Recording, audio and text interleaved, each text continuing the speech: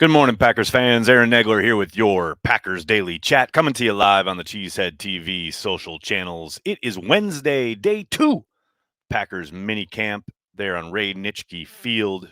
Day 1 gave us lots to talk about, from Aaron Rodgers' appearance to Rasul Douglas working in the slot to Christian Watson catching everything in sight to A.J. Dillon being utilized in the backfield along with Aaron Jones, all sorts of goodness. Hope everyone is doing well, and I hope you're ready for Father's Day, because that thing, it'll creep up on you. We all know Mom's Day is the real deal, but dads usually get short shrift, but not this year. Not if you want to give dad the best. That's right. Get yourself an old school Lambo print. There it is, the old Lambo print.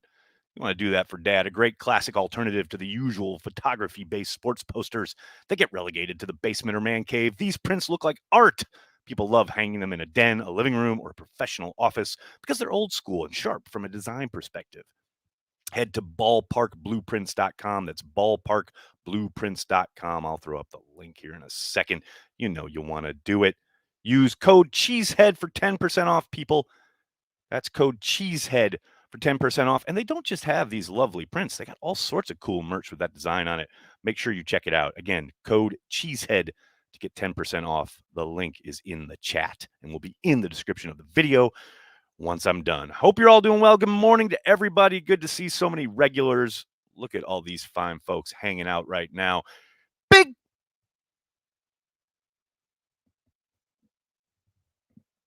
B is here. What's up, Big B? Good to see you, brother. Hope you're doing well. Hope all is well in the land of Big B. Brandy is here. Good morning, Brandy. Dennis, of course. Pogs. Look at all these regulars hanging out here. I love Dennis. Chris, what's up? How's everyone doing? Chris, what's up, man? Thanks for the super chat.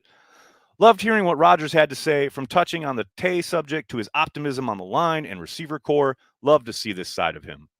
No doubt about it. I think it's always great to hear from 12. It's always good when guys get a break, which is obviously what Aaron has had.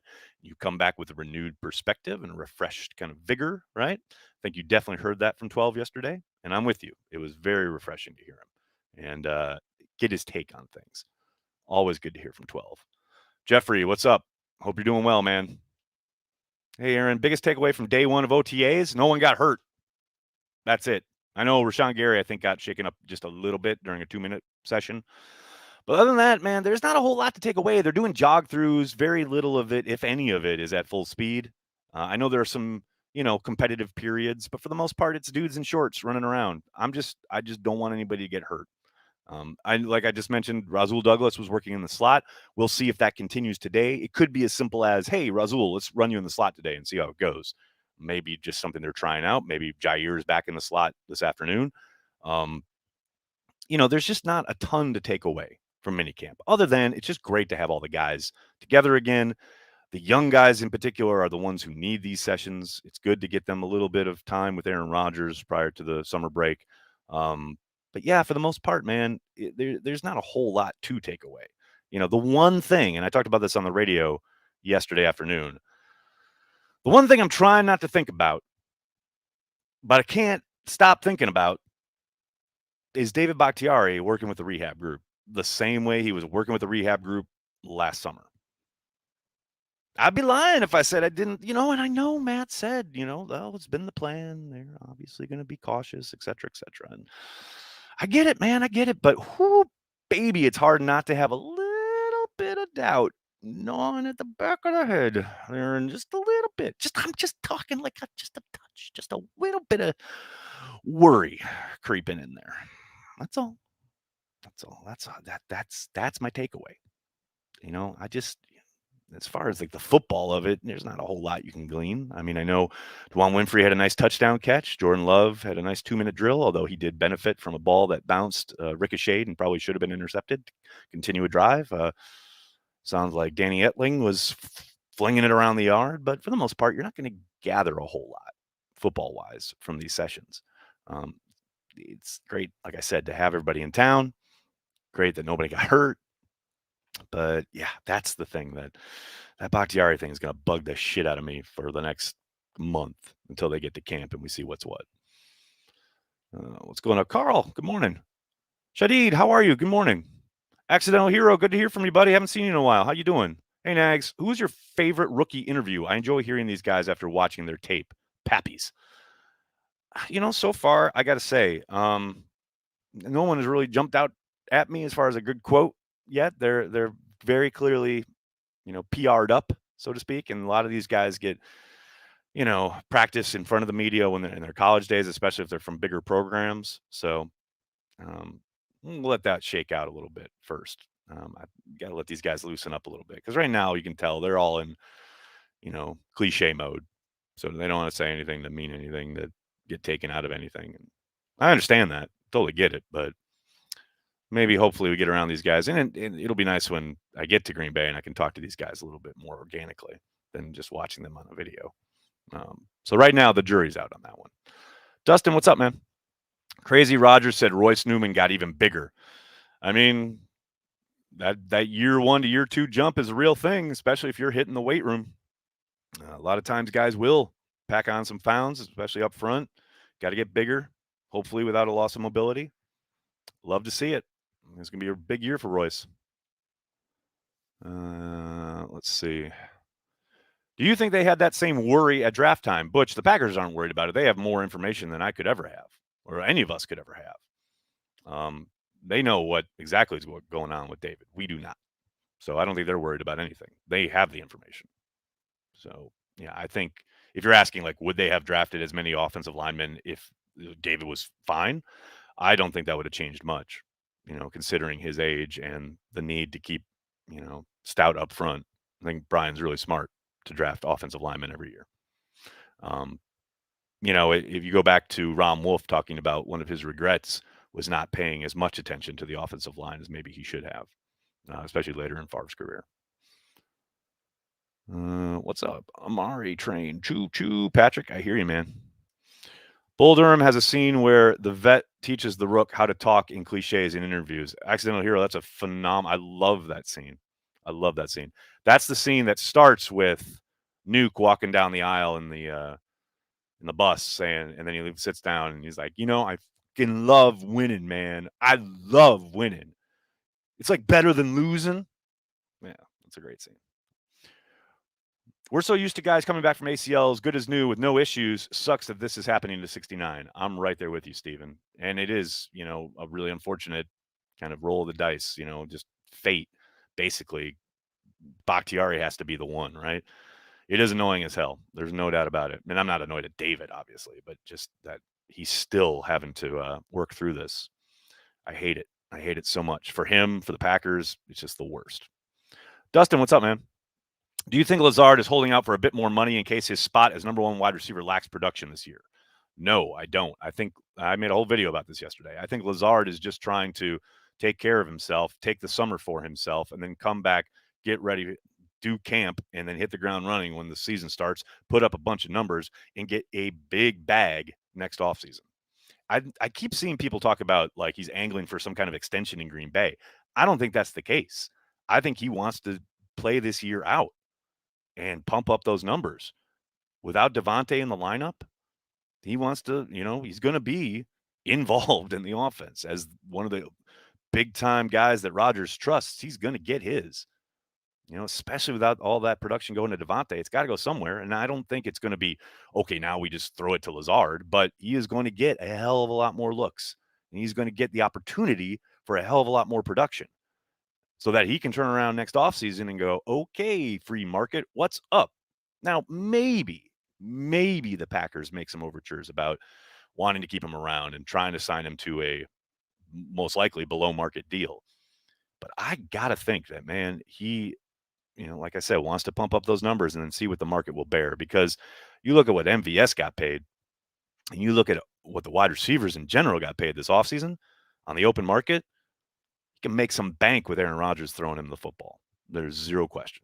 So I don't think this is a play to try and get an extension from the Packers. I think this is a play to make sure he's good to go, hit the ground running in training camp, and then ball out this year in the Packers offense, put up some serious numbers, and then get paid by probably someone else. Because that's the other component here. I mean, the Packers have to, look to the future, obviously, and they've got a lot of guys They're going to have to get paid, whether it's Rashawn Gary, whether it's Elton Jenkins.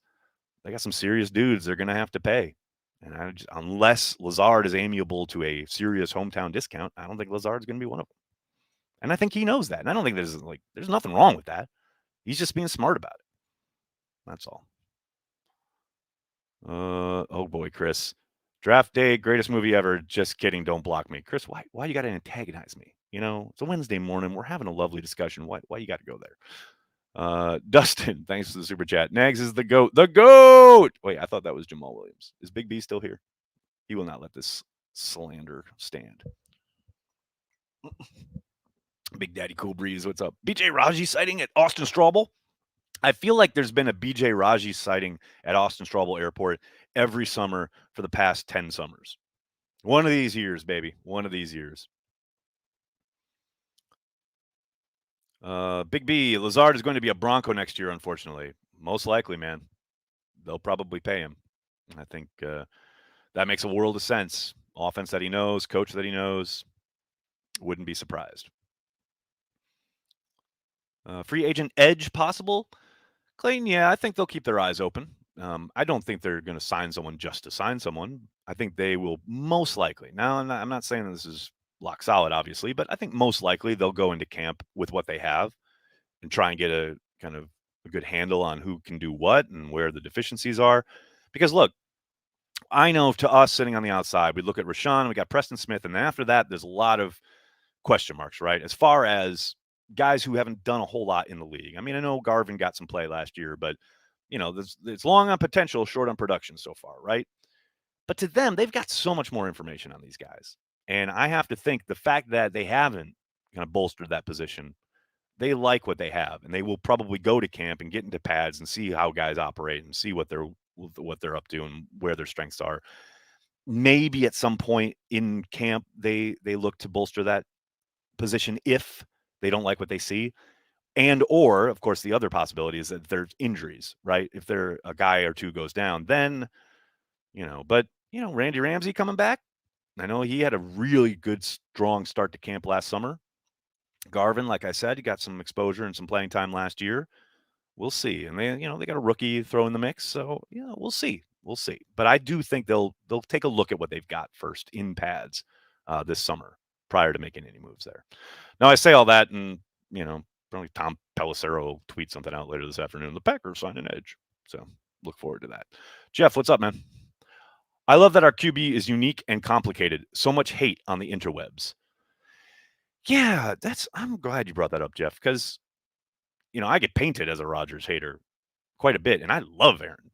Like, there are people who legit do not like that dude, and it is always fascinating to me. Like, I tweeted out that clip of him yesterday when Ryan was asking the question about, is there anything you can do to accelerate your, what was it? Accelerate your, some kind of your vibe or your connection with these young wide receivers. And Aaron said, basically, I'm paraphrasing here, basically like, oh, that's just filler for the offseason, and he's right. All these throwing sessions and whatever, Brady got together with his guys, or, some quarterback went to, California and threw with his wide receivers, blah, blah, blah. Man, that is legit just inches filler. That's it. It does, the work that gets done in training camp is exponentially more important and realistic and actually productive than any of those throwing sessions.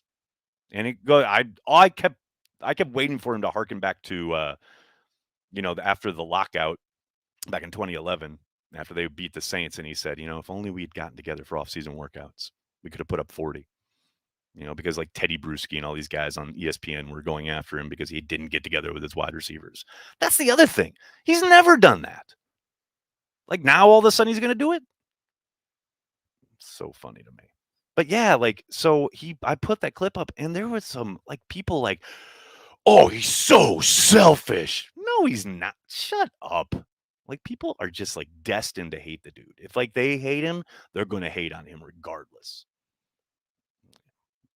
It's kind of fascinating to me. What do we got here? Well, we got Cheeto. Didn't think it was possible, but AJ Dillon quads look more like octos. That's Scary. Dustin, what's going on, man? Can we get the Lebowski watch party on the books? I don't know about on the books, but we're going to make it happen. Absolutely. We're going to have the good 3-week stretch where prior to my leaving for training camp, it will happen. Nate Hackett is a Walmart manager. Why? Too old for this? Why you got to be hating? I love Nate. Uncultured Barbarian, how are you doing, buddy? Haven't seen you in a while. There might be some animosity towards 12 from you, Nags. After all, because of him, you have to buy a dog, Pappies. Olive and I were on the hunt this past weekend, and I don't know. She's starting to talk about wanting a cat. So I don't know. We'll see. But we've narrowed it down to 2 dogs. And I just got to get her to focus and pull the trigger. Because, there was the Astoria Park Carnival this weekend, and she wanted to do that instead. Getting these young people to focus, man. I'm telling you. Big Daddy Cool Breeze. Thanks, buddy. Smash that like button for Olive's dog. There you go. There you go. Do it, people. Well, what's this? What's this? Evan's got something here. Any players on the team right now that make a serious case for the Hall of Fame if we win a Super Bowl in the next couple of years, barring 12, of course? I know it's guesswork, but hey, it's the offseason. Evan, I think the one obvious one is David Bakhtiari. I think he's on a Hall of Fame path regardless if they make the Super Bowl or not. I mean, what, 5-time All-Pro? I know this past kind of year and a half has sucked as far as his lack of availability, and it is undoubtedly maybe possibly hurting him public perception-wise, but straight up on the merit, he's a Hall of Famer, no doubt about it, and that's why the Packers gave him a 3rd contract. Outside of David, now that Devontae's gone, I mean, Devontae would have been one, but outside of those 2, it's hard to see many others. Now, maybe if Kenny, Jair, and Rashawn keep up their current pace for the next 5-8 years, they've got a shot, regardless if they win a Super Bowl or not. But the Super Bowl obviously helps. Those are guys that got potential, I would say, right? But yeah, Bakhtiari is the obvious one, no doubt about it. My cat was featured on the draft party. Yes, Brandy. Yes, it was. Please don't let that happen. You don't need a cat of all things. Man, at this point, it's like, what did Seinfeld say about having kids? Like after you have the second kid, like it doesn't matter how many kids you have because it's like getting tackled in football. You're on the ground, you're tackled. It doesn't matter how many people pile on top of you. I mean, so if it's a cat, if it's a dog, throw it on top. I'm already down. Too old for this. What's up, man? I would never hate on Hackett. Love the guy. He just now works for the Waltons. Yes, that is true. He does. Eric, what's up, man? More off-season filler. James Starks doesn't get enough love. I miss watching him. My buddy used to say he ran like a man on fire. Seemed like a kind, humble dude, too. Love what you do, Nags. Thanks, Eric. That's very nice of you. And I hear you on Starks, man. He was a fire plug, right? He was the one who got it going there 2010, late in the season. Yeah, it's always fun to go back and watch that stretch, right? And into the following year. He was definitely a runner that electrified things for them. No doubt about it. I mean, I don't think he was ever like a superior back within the league, right? Like he was a really talented guy that worked really well in Green Bay, and he certainly helped them on that run to the Super Bowl. No question about it. Carl, what's up, man? Can Aaron start taking daily ice baths now? I don't even know what that means. So he's ready for our NFC Championship home game. I don't know. I'll pass that on. I don't know what that means, Carl, but I'll do my best. Love Starks have his jersey. Todd, that's an old school. You see, you're always good if you have an old school jersey. Like you don't want to buy guys jerseys who are on the team already, unless they're like 3 contracts in. Like a David Bakhtiari jersey, totally fine. Kenny Clark jersey, absolutely cool. You don't want to buy young guys jerseys. You don't want to buy jerseys guys who maybe like teetering on the edge of a contract time because you never know. You never know. Banky went through a string of like 3 years in a row where he bought brand spanking new jerseys, and then the next year the guy was gone. Don't do it, people. You cannot go wrong with like a Bart Starr jersey or a Don Mikowski jersey, or hell, a Mark Tauscher jersey. Stick with the legends. Then you're always good. Carl, what's up? Sorry, daily ice baths. Oh, gotcha. So he's used to the cold. I hear you. I'll pass it on. All right, everybody. I'm gonna have to get going. I can't thank you enough for hanging out, talking Packers each and every day, Monday through Friday, right here on the Cheesehead TV social channels. Please do me a monster favor. Hit like on the video, subscribe to the channel, and then tell your friends and tell your family. Cheesehead TV. We are devoted to Green Bay Packers fans worldwide. Thanks a lot, everybody. Have a great day. Go Pack Go.